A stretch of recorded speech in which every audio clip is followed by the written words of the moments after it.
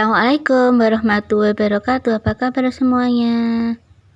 Semoga kita, keluarga kita, dan semua kita sayang selalu dan lindungi Allah SWT, diberikan kesehatan lahir batin, dimudahkan segala urusan untuk kebaikan, diberikan rezeki yang banyak hal berkah untuk bekal ibadah dan bahagia selalu. Amin ya rabbal alamin. Untuk kali ini saya akan membahas sejarah psikologi perkembangan bagian ketiga. Bahwa untuk mempelajari sejarah psikologi perkembangan dibagi atas 3 periode. Periode pertama, minat awal mempelajari perkembangan anak, yaitu sebelum dan sampai pada abad ke-18. Untuk periode kedua, yaitu dasar-dasar pembentukan psikologi perkembangan secara ilmiah, yaitu pada abad ke-19. Dan yang periode ketiga, munculnya studi psikologi perkembangan modern, yaitu abad 20 sampai sekarang. Untuk periode pertama dan kedua sudah pernah saya bahas di video saya yang lain, dan untuk saat ini saya akan bahas untuk periode ketiga. Jika kalian ingin mengetahui pembahasan untuk periode pertama dan kedua, bisa kalian cek di video saya yang lain. Oke, kita mulai pembahasan. Periode ketiga, munculnya studi psikologi perkembangan modern, yaitu pada abad ke-20 sampai saat ini. Bahwa studi sistematis tentang perkembangan anak mengalami perkembangan yang cukup signifikan awal abad ke-20. Penelitian-penelitian dilakukan lebih bersifat deskriptif dan lebih dititik beratkan pada ciri-ciri khas yang terdapat secara umum, golongan-golongan umur, serta masa-masa perkembangan tertentu. Misal, pada masa perkembangan tertentu, seorang anak pada umumnya bisa memperlihatkan kemampuan mengucapkan kata-kata, kemampuan mengartikan sesuatu, dan perkembangan kemampuan lain yang sudah dan biasanya dicapai. Bahwa perubahan dalam studi psikologi perkembangan terjadi setelah C.B. Watson memperkenalkan teori behaviorisme.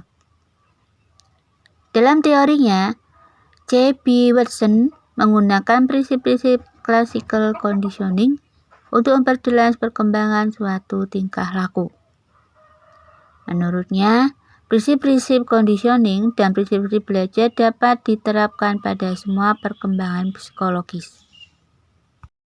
Dalam kurun waktu yang sama, pengaruh Sigmund Freud dalam psikologi perkembangan mulai terlihat.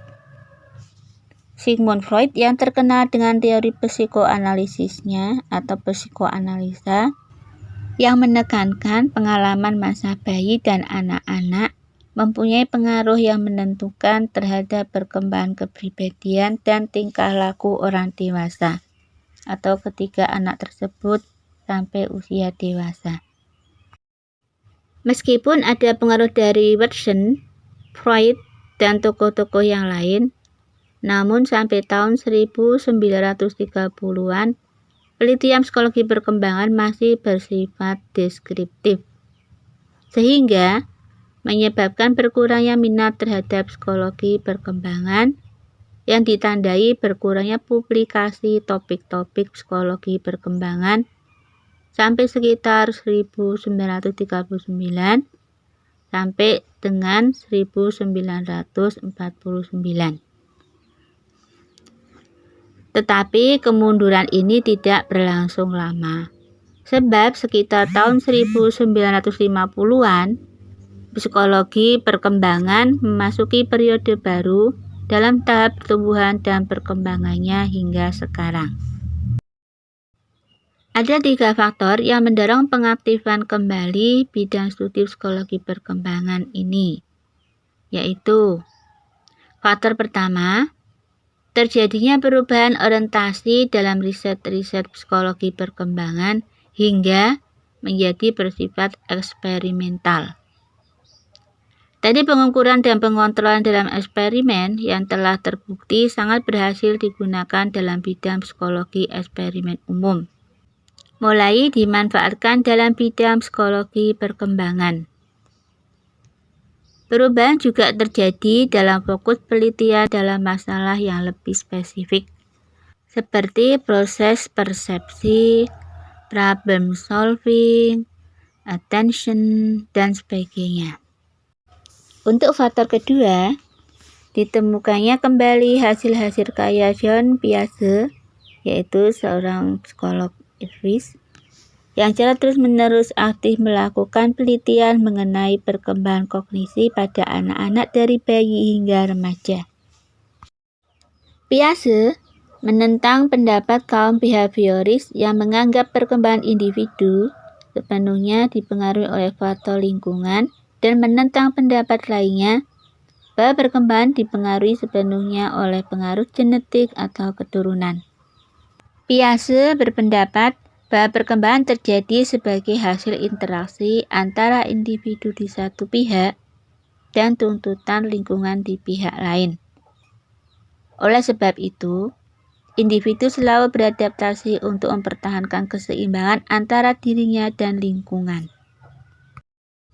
Untuk faktor ketiga, adanya minat baru terhadap asal mula tingkah laku, yang ditandai dengan meningkatnya penelitian terhadap bayi.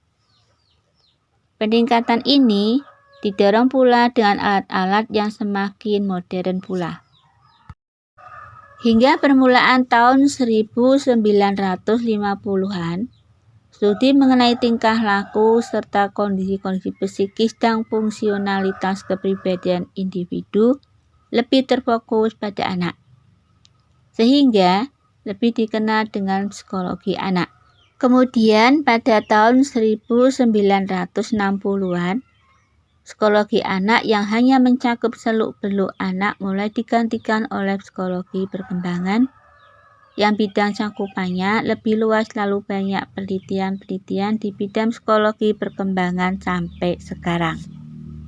Alhamdulillah selesai sudah pembahasan sejarah psikologi perkembangan untuk bagian ketiga.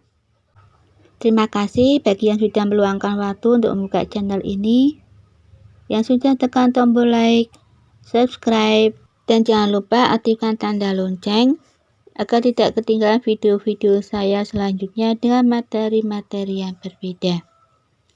Tetap semangat dalam situasi dan kondisi apapun. Semangat, sampai jumpa lagi.